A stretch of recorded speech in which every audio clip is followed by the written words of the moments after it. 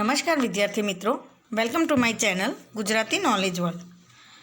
મિત્રો, આપણે અત્યારે અભ્યાસ કરી રહ્યા છીએ ધોરણ 9માં વ્યાકરણ વિભાગ એકમ 3 રવાનુકારી શબ્દો, અંગસાધક પ્રત્યયો અને સંધિનો, જેમાં રવાનુકારી શબ્દો અને અંગસાધક પ્રત્યયનો અભ્યાસ આપણે પૂર્ણ કરેલો છે અને સંધિનો અભ્યાસ આપણે ચાલુ છે.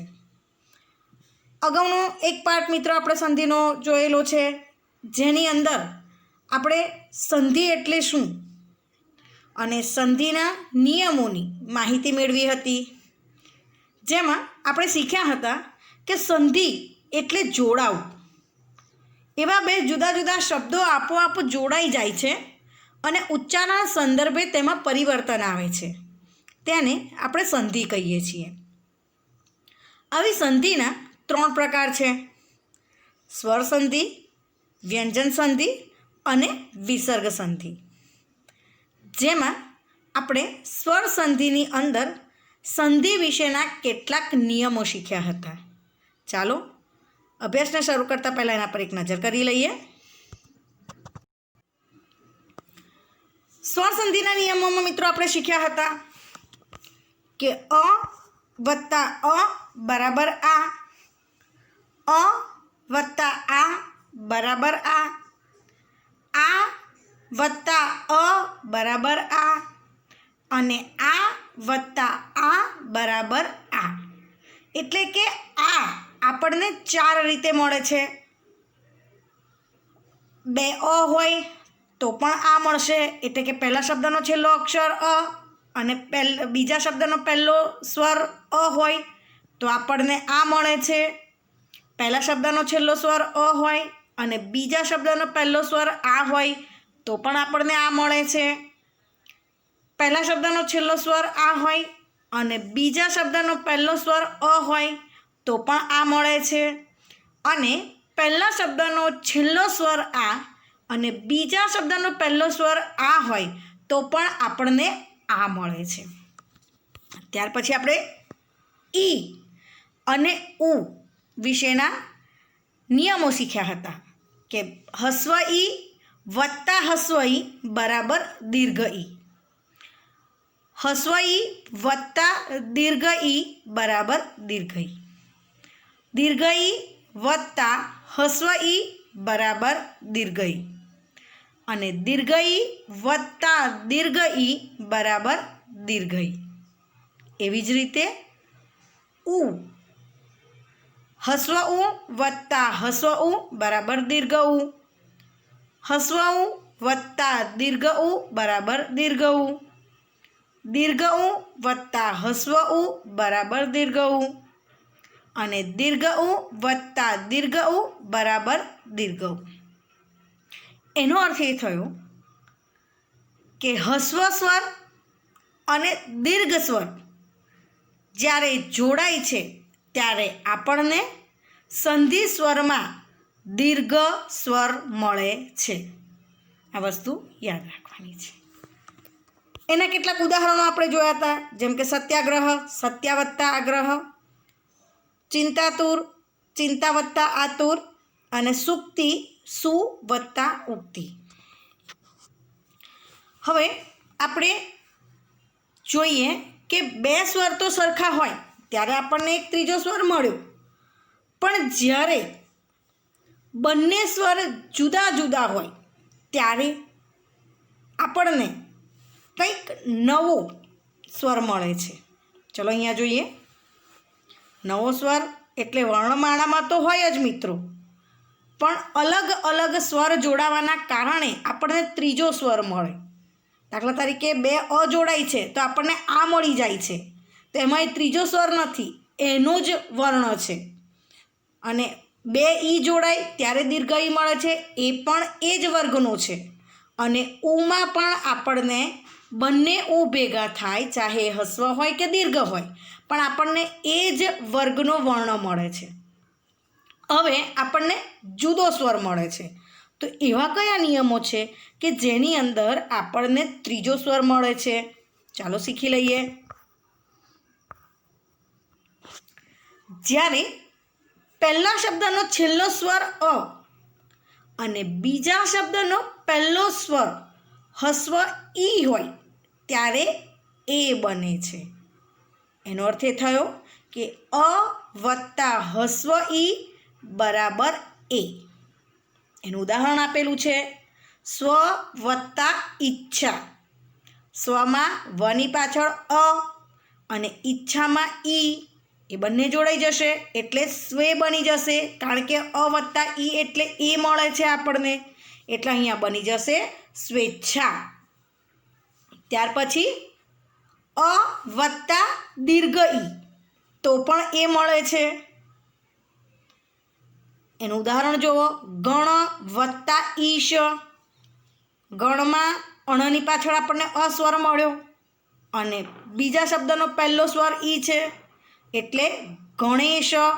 અ વત્તા ઈ એટલે એ, એટલે અણે બની ગયું, એટલે ગણેશ શબ્દ આપણને મળ્યો. ત્યાર પછી આ વત્તા હસ્વ ઈ બરાબર એ. યથા વત્તા ઈષ્ટ. એમાં યથા શબ્દમાં છેલ્લો સ્વર આ છે અને ઈષ્ટમાં પહેલો સ્વર હસ્વ ઈ છે. એટલે નિયમ પ્રમાણે આ વત્તા હસ્વ ઈ બરાબર એ બની જશે. એટલે અહીંયા મળશે આપણને યથેષ્ટ. યથા ને બદલે યથે થઈ જશે. ત્યાર પછી આ વત્તા દીર્ઘ ઈ બરાબર એ. ઉદાહરણ જુઓ, મહા વત્તા ઈશ. મહામાં આપણને આ મળ્યો, પહેલા શબ્દનો છેલ્લો સ્વર આ અને બીજા શબ્દનો પહેલો સ્વર દીર્ઘ ઈ મળ્યો એટલે આ વત્તા ઈ નિયમ પ્રમાણે એ બની ગયો એટલે આપણને હે મળશે. એટલે આખો શબ્દ બનશે મહા વત્તા ઈશ બરાબર મહેશ. આ 4 નિયમો પરથી એક વસ્તુ સામાન્ય છે મિત્રો, યાદ રાખવા માટેનું શોર્ટકટ છે કે અ હોય કે આ હોય, પહેલા શબ્દનો છેલ્લો સ્વર અ હોય કે આ હોય અને બીજા શબ્દનો પહેલો સ્વર હસ્વ ઈ કે દીર્ઘ ઈ હોય ત્યારે એ સંધિ સ્વર મળે છે. એટલે ત્રીજો સ્વર આપણને એ જ મળે. અ વત્તા ઈ બરાબર એ, અ વત્તા દીર્ઘ ઈ બરાબર એ, આ વત્તા હસ્વ ઈ બરાબર એ અને આ વત્તા દીર્ઘ ઈ બરાબર એ.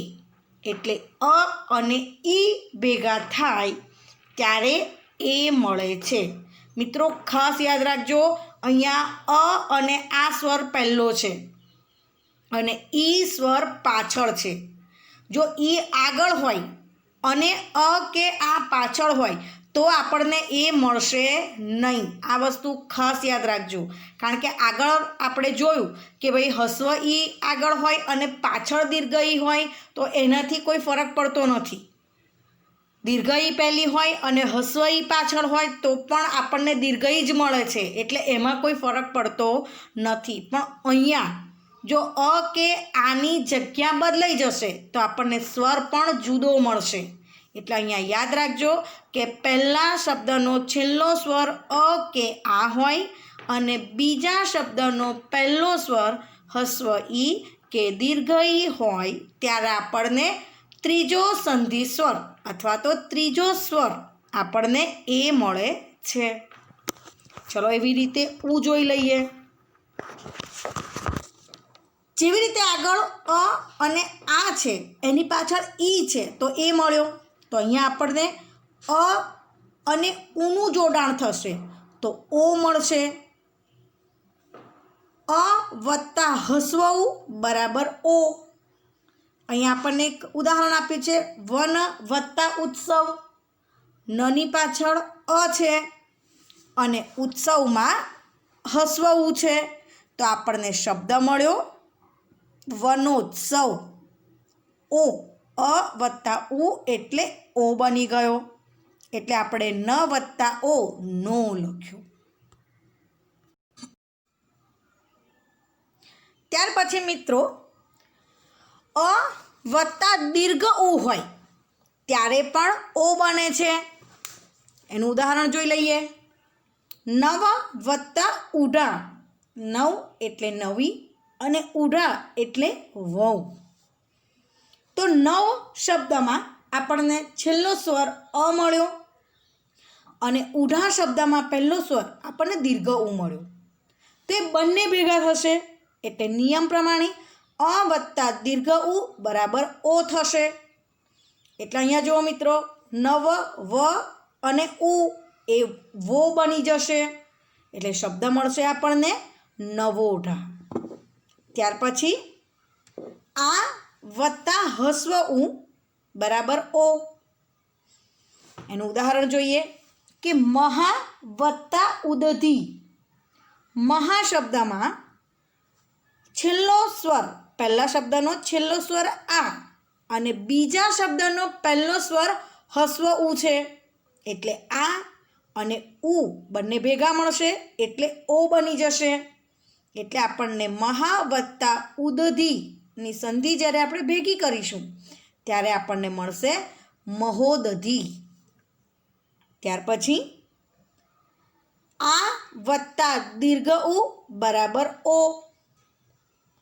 ઉદાહરણમાં છે ગંગા વત્તા ઉર્મી.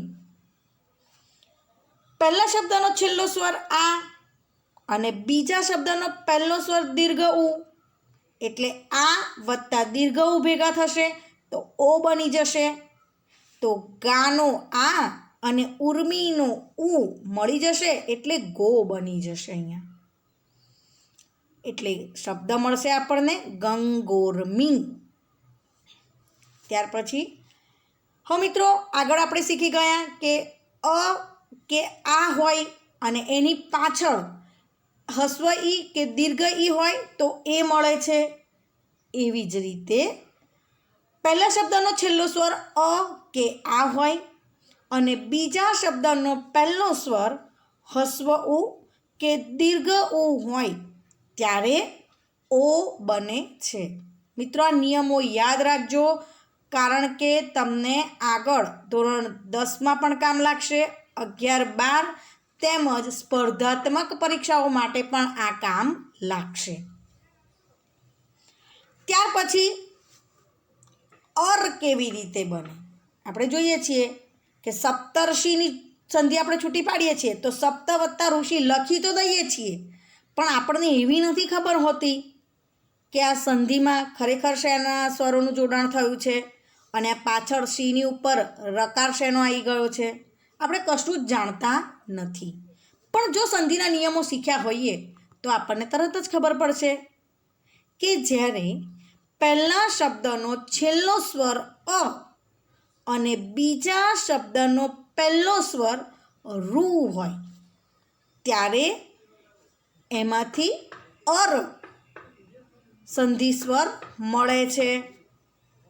અહીંયા જોઈએ આપણે ઉદાહરણ સપ્તર્ષિ.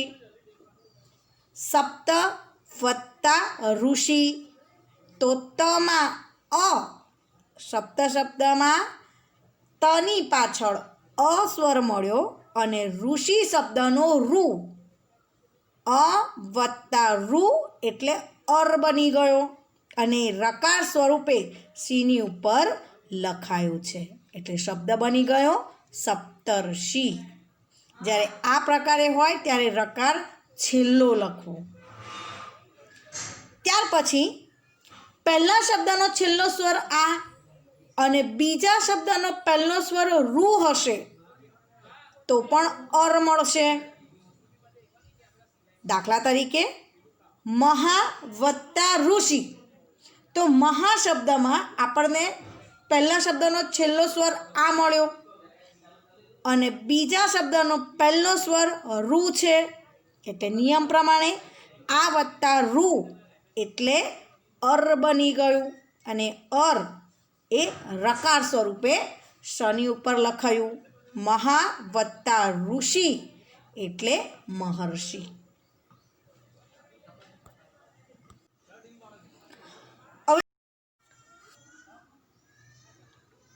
હવે મિત્રો રૂ સ્વરની વાત કરીએ તો રૂ સ્વર સંસ્કૃતમાં જે રીતે ઉચ્ચારાય છે તે રીતે ગુજરાતીમાં ઉચ્ચારાતો નથી.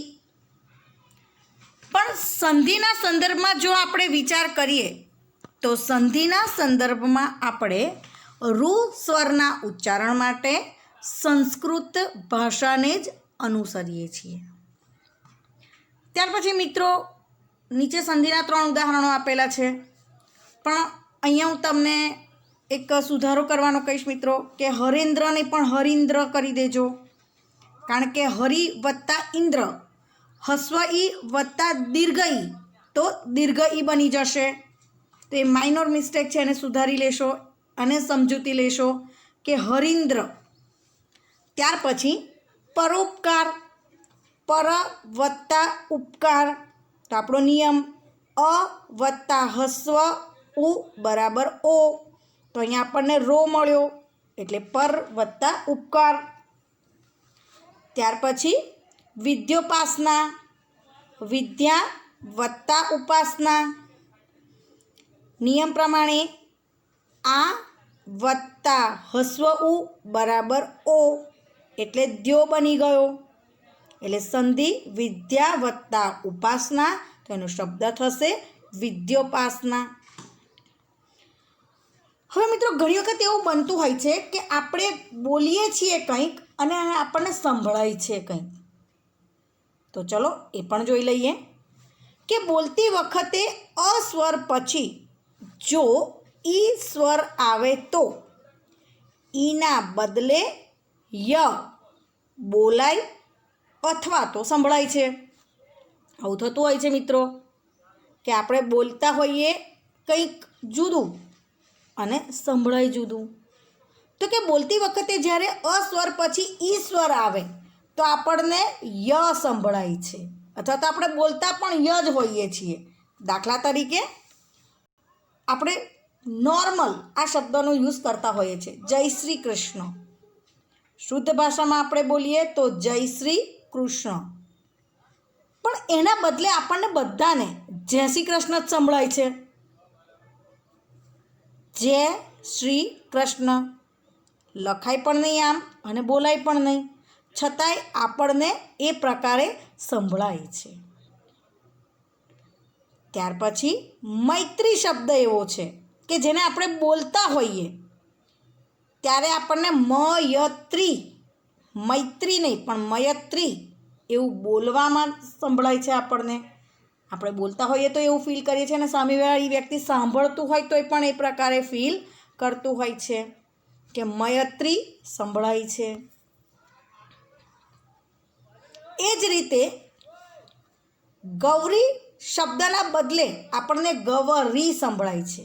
બોલીએ છીએ ગૌરી, પણ આપણે જ્યારે સાંભળીએ ત્યારે ગવરી અથવા તો ગૌરી સંભળાતું હોય છે.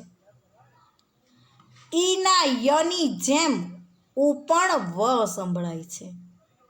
અને આવા બીજા ઘણા શબ્દો છે.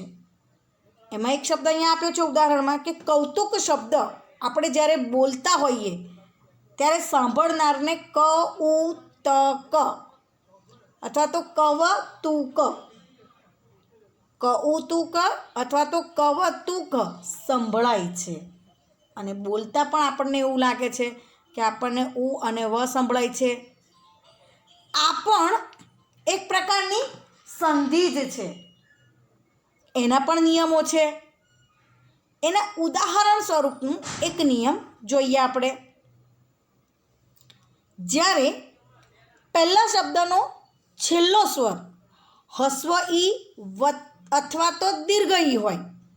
મિત્રો ખાસ યાદ રાખજો, પહેલા શબ્દનો છેલ્લો સ્વર હસ્વ ઈ અથવા તો દીર્ઘ ઈ હોય અને ત્યાર પછી બીજા શબ્દનો પહેલો સ્વર અ અથવા તો આ હોય તો આપણને ત્રીજા સ્વર તરીકે ય મળે છે.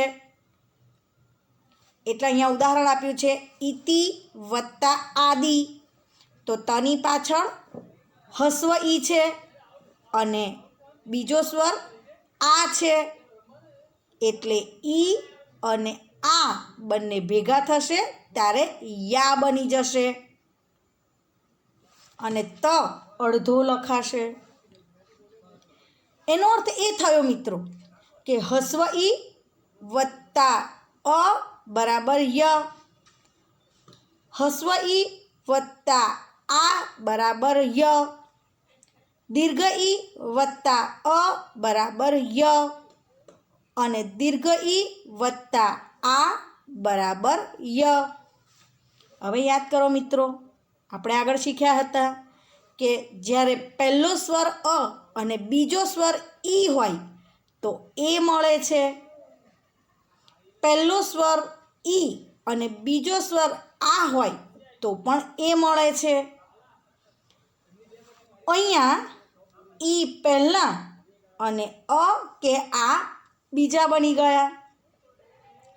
આગળના ઉદાહરણમાં અ કે આ પહેલાં હતા, એટલે કે પહેલા શબ્દના છેલ્લા સ્વરમાં અ અથવા આ હતા અને બીજા શબ્દના પહેલા સ્વરમાં હસ્વ ઈ અને દીર્ઘ ઈ હતી.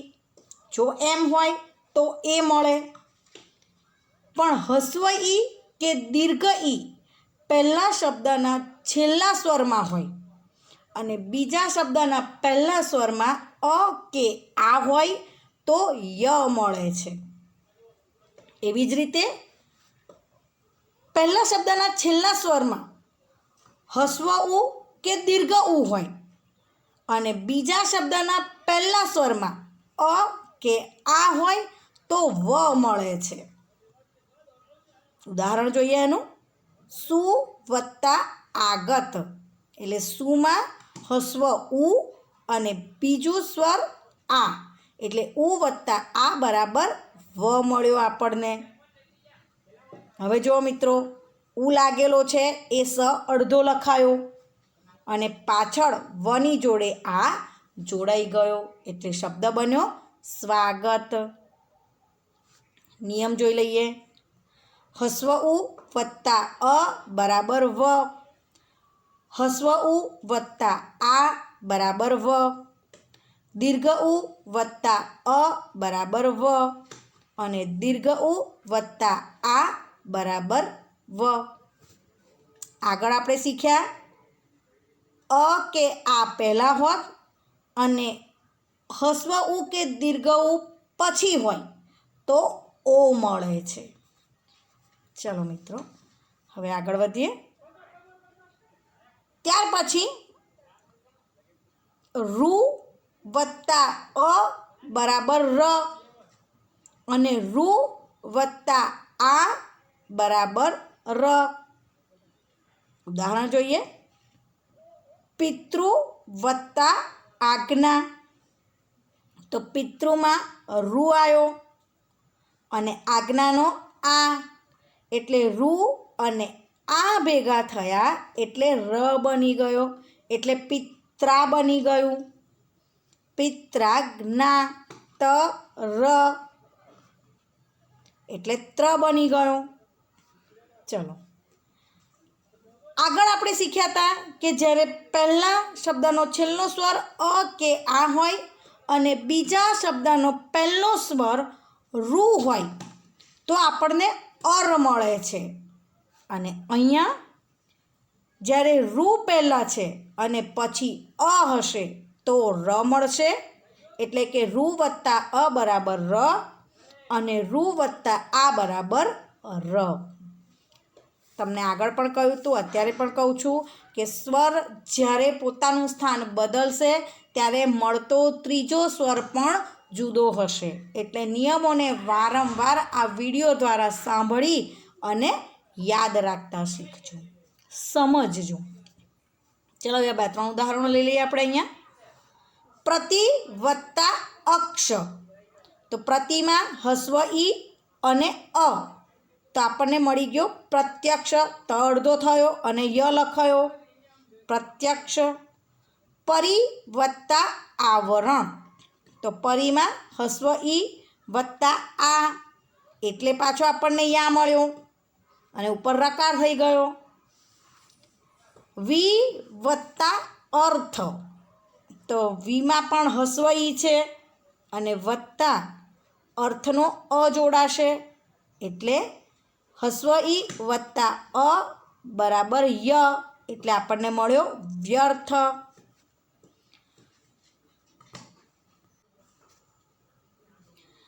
ત્યાર પછી મિત્રો આગળ બીજું ઉદાહરણ છે સુ વત્તા આગત. એ આપણે શીખી ગયા આગળ કે સુમાં હસ્વ ઉ વત્તા આ બંને જોડાય એટલે સ્વ વ મળે છે આપણને, એટલે સ્વાગત સ્વા થઈ ગયો. ગુરુ વત્તા આજ્ઞા, ગુરુમાં રૂ વત્તા આ એટલે વ મળ્યો, એટલે અહીંયા ગુર્વાજ્ઞા. મિત્રો આ સંધિ ખાસ ટીક કરજો, આ બંને સંધિ વારંવાર પૂછાય છે. સ્પર્ધાત્મક પરીક્ષાઓ હોય તો પણ સ્વાગતની સંધિ વારંવાર પૂછાય છે, સુક્તિની સંધિ વારંવાર પૂછાય છે. અને જો ટાટની એક્ઝામ આપતા હોય તો આ ગુર્વાજ્ઞા જેવી સંધિ પૂછાતી હોય છે કે જે તમને કન્ફ્યુઝ કરે છે. પણ જો તમને નિયમ આવડતો હોય તો તમારે મૂંઝાવાની જરૂર નથી. ત્યાર પછી સંસ્કૃતની અંદર હવે આપણે જે નિયમો શીખવાના છીએ એ યણ સંધિના નિયમ તરીકે ઓળખાય છે. મિત્રો ખાસ યાદ રાખજો આ નિયમો. આગળ આપણે આના નિયમો શીખ્યા, દીર્ઘ ઈ, દીર્ઘ ઉ, એ, ઓ, ર, અર, ય, વ એના સંધિના નિયમો શીખી ગયા છીએ. પણ હવે આપણને નવો સંધિ સ્વર મળશે જે 2 અક્ષરનો છે. ચલો અહીંયા જોઈએ. એ વત્તા અ બરાબર અય. પહેલા શબ્દનો છેલ્લો સ્વર એ અને બીજા શબ્દનો પહેલો સ્વર અ હશે ત્યારે આપણને અય મળશે. અહીંયા જુઓ, ને વત્તા અન એટલે નેમાં ન, જો આપણે ધ્વનિ શ્રેણી છૂટી પાડીએ તો હલંત ન વત્તા એ એટલે કે આપણને પહેલા શબ્દનો છેલ્લો સ્વર એ મળે છે અને બીજા શબ્દનો પહેલો સ્વર અ છે એટલે એ અને અ જોડાય એટલે અય મળશે. એટલે અહીંયા બની ગયું ન ય ન. અય આપણને બોલવામાં સંભળાય છે મિત્રો, ન ય ન એટલે અય સંભળાય છે. ત્યાર પછી ઐ વત્તા અ બરાબર આય. એનું ઉદાહરણ જોઈએ. ગઈ વત્તા અક, તો સંધિની છૂટી પાડેલી છે અહીંયા.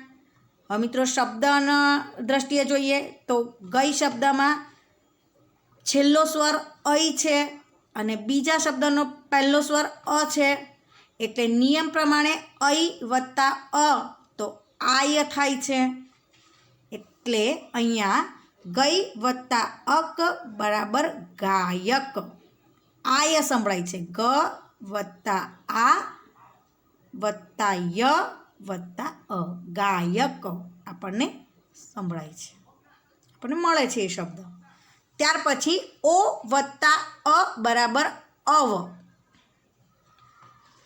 ઉદાહરણ જોઈએ. પો વત્તા અન એટલે પવન. પો શબ્દમાં આપણને છેલ્લો સ્વર ઓ મળ્યો અને અન શબ્દનો પહેલો સ્વર અ, તો નિયમ પ્રમાણે ઓ અને અ ભેગા થશે તો અવ બનશે એટલે પ વ ન અવ આપણને સંભળાય છે. એટલે પો વત્તા અન બરાબર પવન. એવી જ રીતે ઔ વત્તા અ એટલે આવો મળે છે. ઉદાહરણ જોઈએ. પો વત્તા અક. આમ તો મિત્રો પૌ વત્તા અક એટલે પાવક થશે. ડબલ માત્રા કરી દેવો પૌમાં.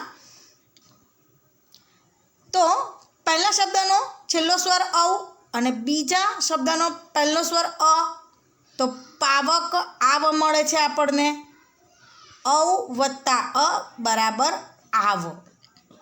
એટલે નિયમો પ્રમાણે એ વત્તા અ બરાબર ઐ, ઐ વત્તા અ બરાબર આય, ઓ વત્તા અ બરાબર અવ અને ઔ વત્તા અ બરાબર આવ.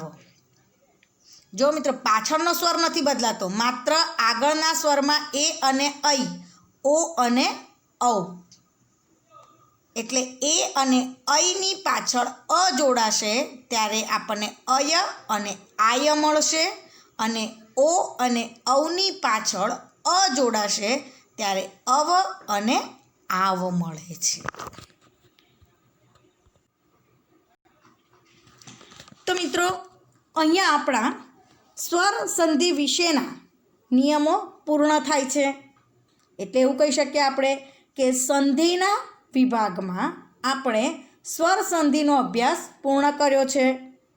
એટલે હવે તમારું કામ અહીંયાથી શરૂ થાય છે. આ વિડીયોને વારંવાર જોતા રહેજો અને સંધિના નિયમોને યાદ કરતા રહેજો, જેથી એક્ઝામની અંદર તમે રોકડા માર્ક મેળવી શકો. અને મિત્રો માત્ર પરીક્ષા હેતુ અથવા તો હેતુલક્ષી પ્રશ્નોને જ્યારે તમે વાંચતા હો ત્યારે એને સમજીને વાંચવાના રાખો, જેનાથી એ તમને લાઈફ ટાઈમ યાદ રહી જશે. અને ગુજરાતીનું ગ્રામર છે મિત્રો, એટલે તમને દરેક જગ્યા ઉપર કામ લાગશે. જ્યારે પણ સ્પર્ધાત્મક પરીક્ષાઓ આપશો ત્યારે પણ આ તમને કામ લાગશે. એટલે આ વિડીયોને વારંવાર જોતા રહો, એનો મહાવરો કરતા રહો, અને વ્યંજન સંધિ વિશે આપણે જ્યારે આવતા વિડીયોમાં ચર્ચા કરીશું ત્યારે આપણે એના નિયમો શીખીશું. તો વ્યંજન સંધિ માટે આવતા વિડીયોની રાહ જોતા રહો. તો હવે મને રજા આપો. જય જલારામ.